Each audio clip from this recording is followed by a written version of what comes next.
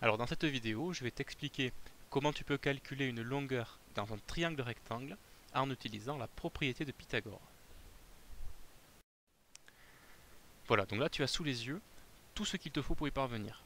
C'est-à-dire, d'abord un triangle rectangle, alors ça c'est indispensable pour bien sûr pour l'égalité de Pythagore, et dans ce triangle tu connais la longueur de deux de ses côtés. Donc avec deux de ses côtés, on va être en mesure de calculer la longueur du troisième côté. Alors que dit cette propriété de Pythagore?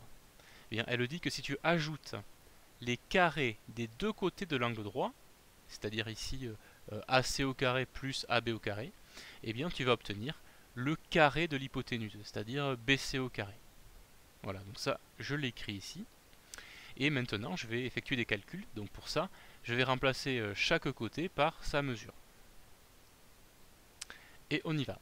Alors 6 au carré, ça veut dire 6 fois 6, donc 36. 8 au carré, ça veut dire 8 fois 8, c'est donc 64.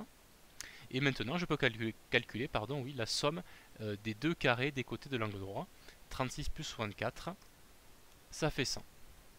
Alors attention, 100, ce n'est pas la longueur du côté BC, c'est la valeur du carré de BC. Alors pour calculer la longueur du côté BC à partir de ce résultat, eh bien, avec ta calculatrice, tu utilises la touche racine carrée, et la racine carrée de 100 va correspondre à la mesure du côté BC que tu recherches. La racine carrée de 100, c'est le nombre 10. Alors c'est 10 parce que 10 fois 10 égale 100.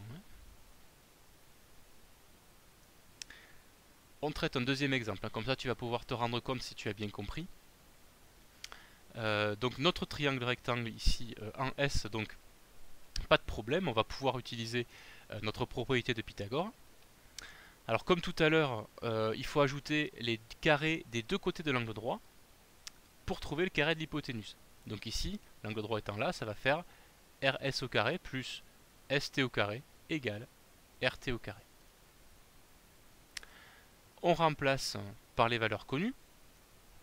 Voilà, donc cette fois tu vois qu'on connaît déjà l'hypoténuse. Et on effectue nos calculs. 4 au carré, c'est 4 fois 4, donc 16. Et 6 au carré, comme tout à l'heure, c'est 6 fois 6, 36.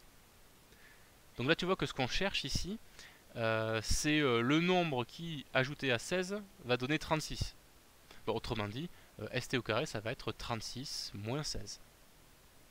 C'est-à-dire 20. Donc comme tout à l'heure, 20 n'est pas la longueur du côté ST, c'est la valeur du carré de ST.